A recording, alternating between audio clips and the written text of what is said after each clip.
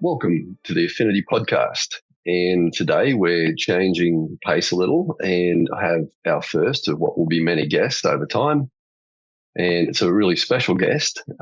It's Andrew Nelson. G'day, Andrew. Hello, Grant. Thanks So, for having me. you're welcome. It's so good to have this opportunity to chat with you. In the podcast over the last few months, we've talked a lot about Affinity OS, the software platform. And I talk about my mysterious partner or our mysterious partner, Andrew. So I thought it would be great to introduce you to the audience and chat a little bit about where Affinity OS came from and put that in context for people. Sounds like a plan. Let's do it. Yeah, awesome. So Andrew is based on the West Coast of the US.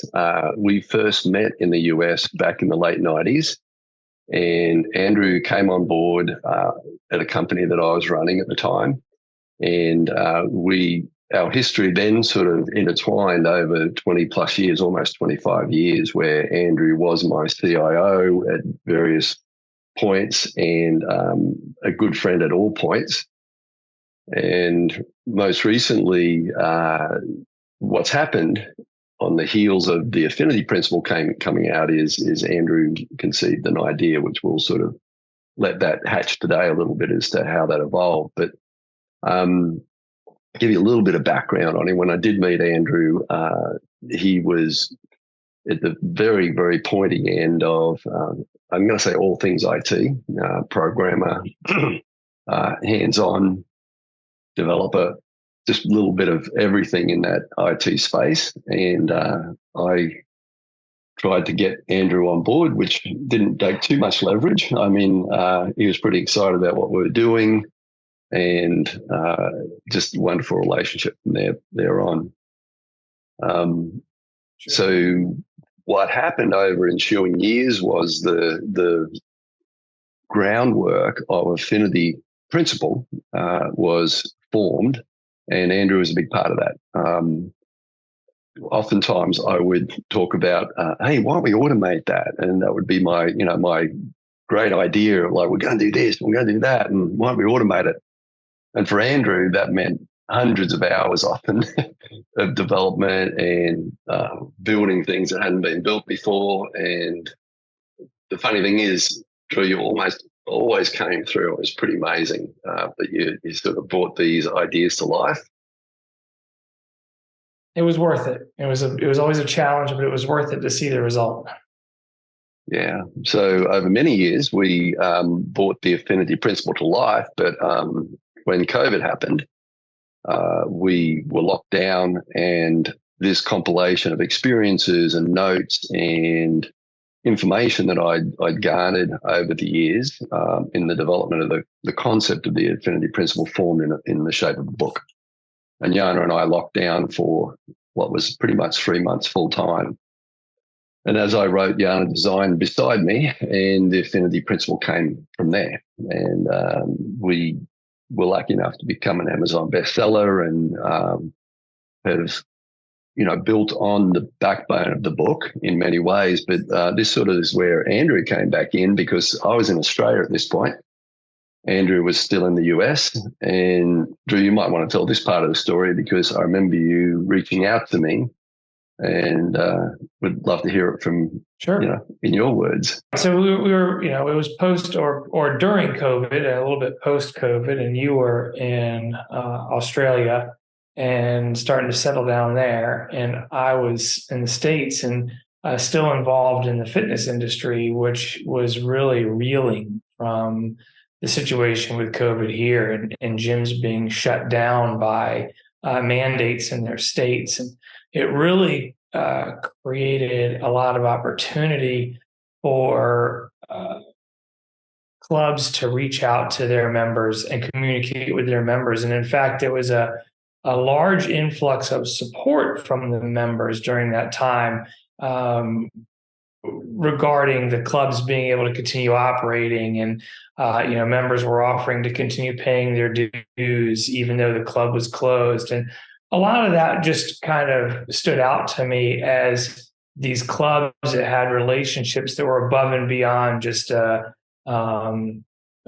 consumer relationship where it was a consumable that person was buying from the club. And I feel like it really was right on the heels of your book, the affinity principle, when it started to dawn on me that really that affinity is what allows people to maintain their relationships during tough times, whether it's spouses, children, friends. That's important to a relationship. And I was also coming to my own realization in the business of feedback and collecting feedback, and had started to even explore writing my own software for that, and realized how tough that was. But at the same time, was having realizations about how important it is to communicate and share with each other, particularly between the business and the customer.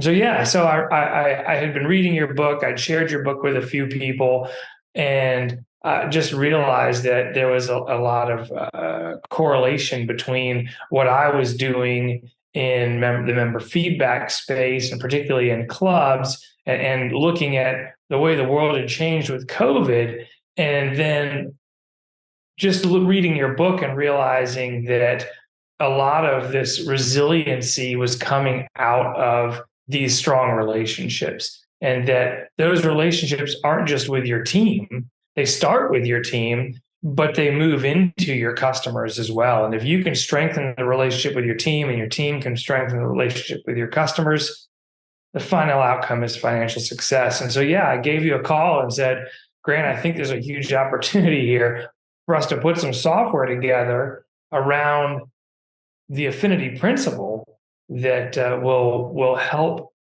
businesses be more effective with retention and sales. Yeah, and what I was excited about with that, Andrew, was the fact that how do you scale the affinity principle? Like, how do you actually measure that across multiple sites? Like in a franchise operation, how do you measure the performance of the leaders and the managers, which is measured by the experience the team's having?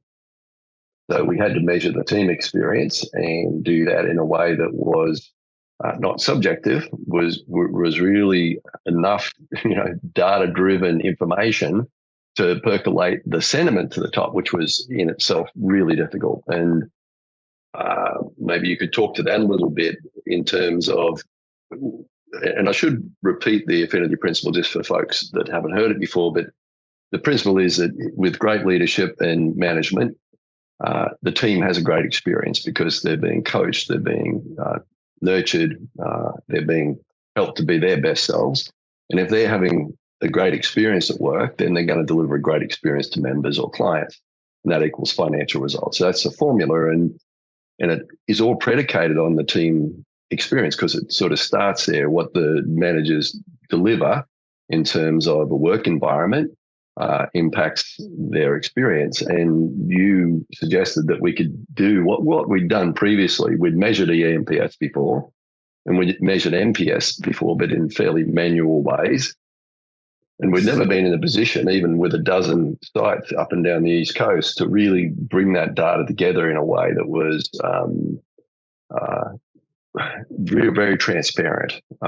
So maybe you want to speak to that a little bit, Drew.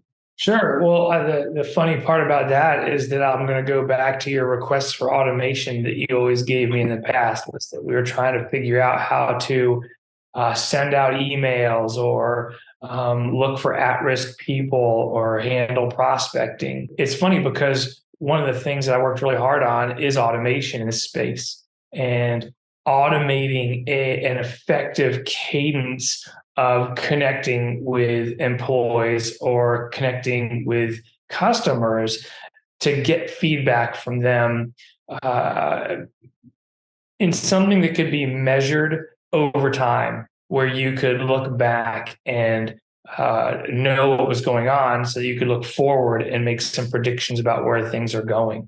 So I think that's just an interesting overlap on how that automation has played forward.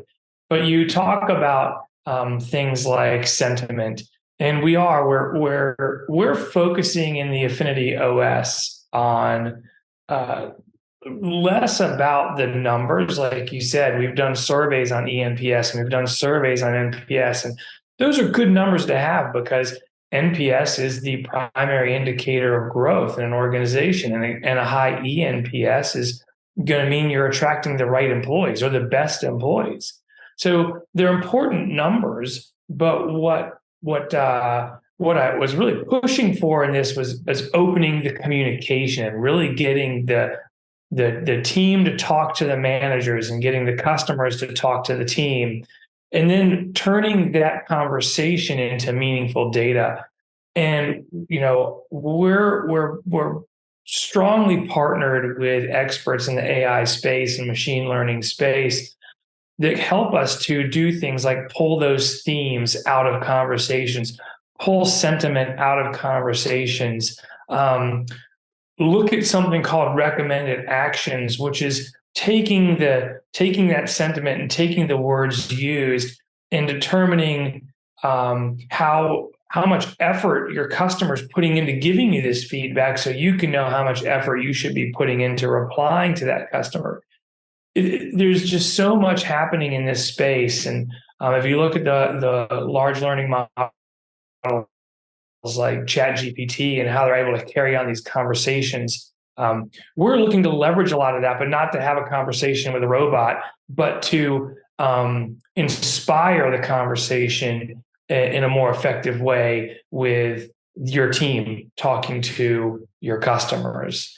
And so we're developing a lot of strategic initiatives in that direction. We have a playbook that we provide to our customers as well that really does open up a lot of opportunities that maybe they weren't thinking of as it pertains to having these conversations and building these relationships.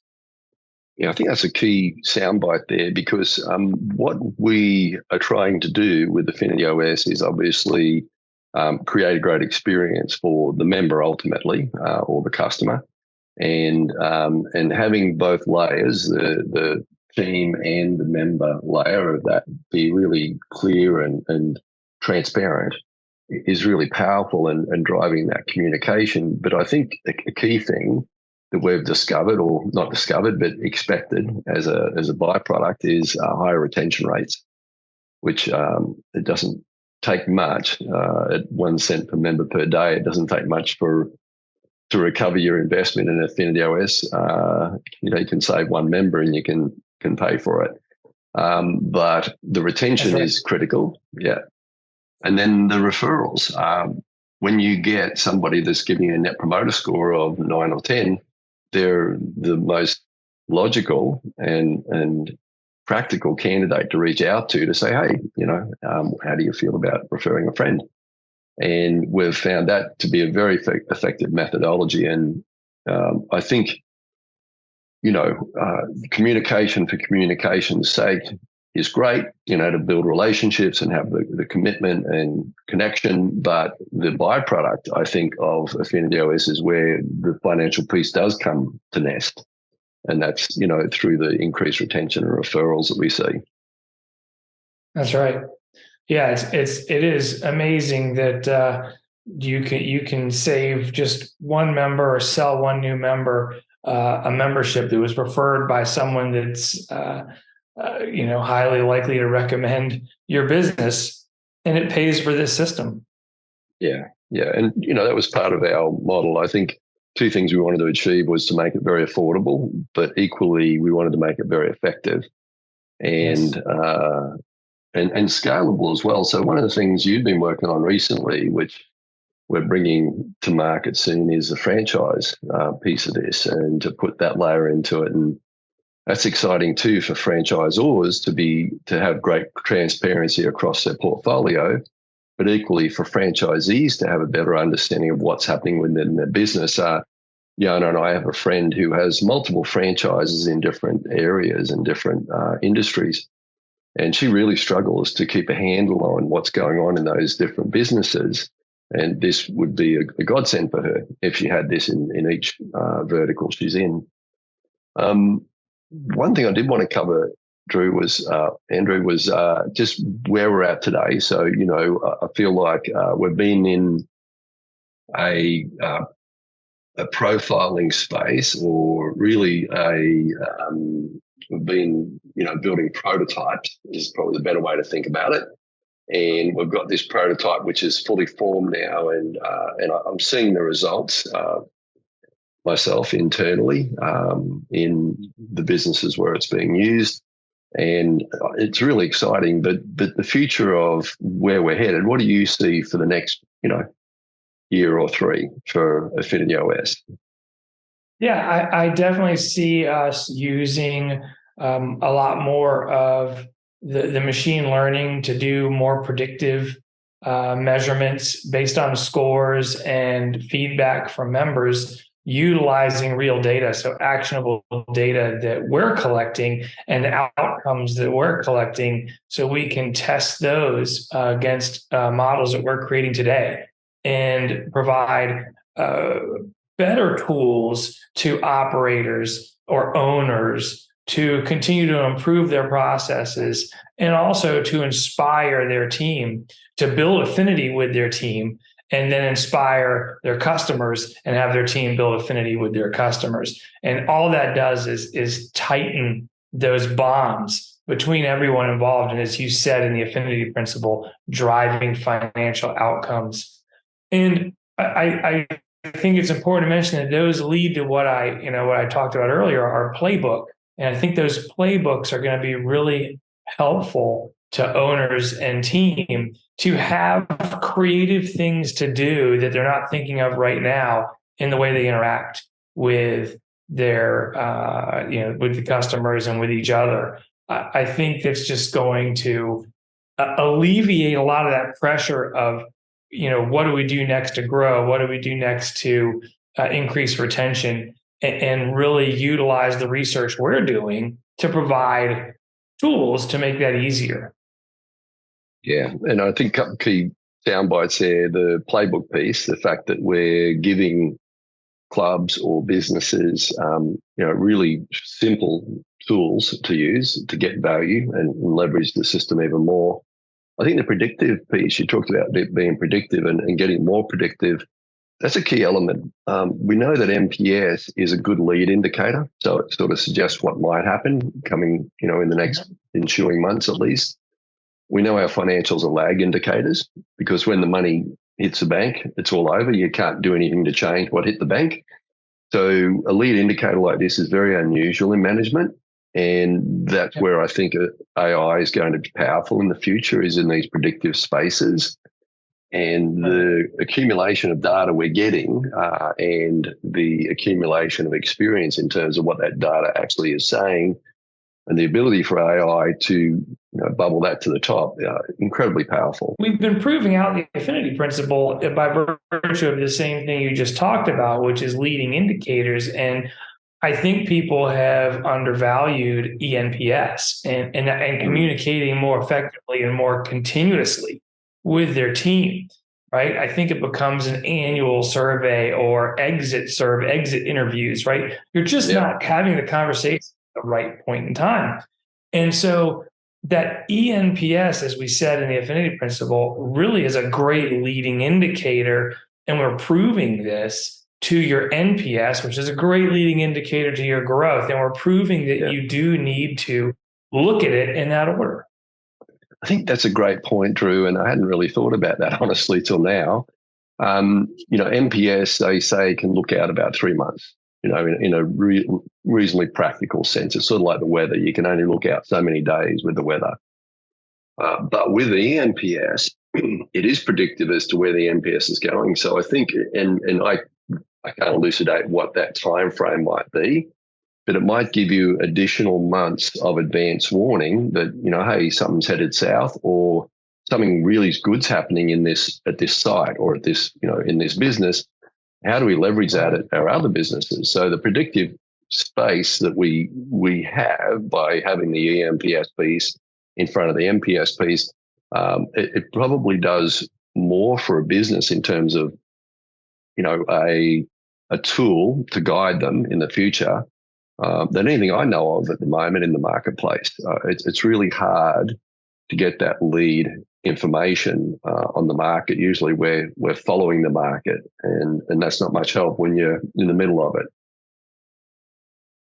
That's correct. Yeah, so let's keep going with it. Awesome. Andrew, I just want to say thank you, firstly, for all you've contributed to my experience and my career, because you've been a fundamental part of a lot of the successes I've enjoyed. And this is a great example of, how your gifts come to light. And I just love the melding of what we've done together, and having Jana and the rest of the team sort of wrapped around this. It's pretty exciting. So I really appreciate you having the time today with us to chat about a little bit. And I'm hoping at some point in the future we'll regroup again and have another chat and an update on where we're at. Yeah, maybe we can even, I say this often, hopefully I can follow through, but I'd love to share some numbers about what we're proving here, and how the affinity principle really is applied. And some of our customers, we'll just have to see which ones are willing to share their data and put that on the screen for some people. But Absolutely, it's very interesting to see. And same absolutely. to you, Grant. Thank you so much for the opportunities that you've offered through having created that book while you were traveling the globe and authoring a book. It was that's a big adventure that hopefully you can talk about as well someday. But I think seeing you deliver or execute your own principle in the businesses that you run, where I've been able to witness that, and oftentimes first person, I've been able to experience what the affinity principle can do. And I think that was also a big part of why I was able to put these two pieces together and say, I think this software will be the part that makes this principle measurable and executable for the people that are reading your book and getting engaged with this methodology. Yeah. Well, thank you once again. It's amazing how our lives have been entwined, and just glad to be a part of this with you. So thanks, Drew. And to everybody that's watching or listening, there's lots of information available at affinityos.ai on the system, and all the other links will be available at the bottom of the screen. So thanks. I'll see you next week. Yes, thanks, Grant. I'll see you soon. See you, Drew. Thank you, mate.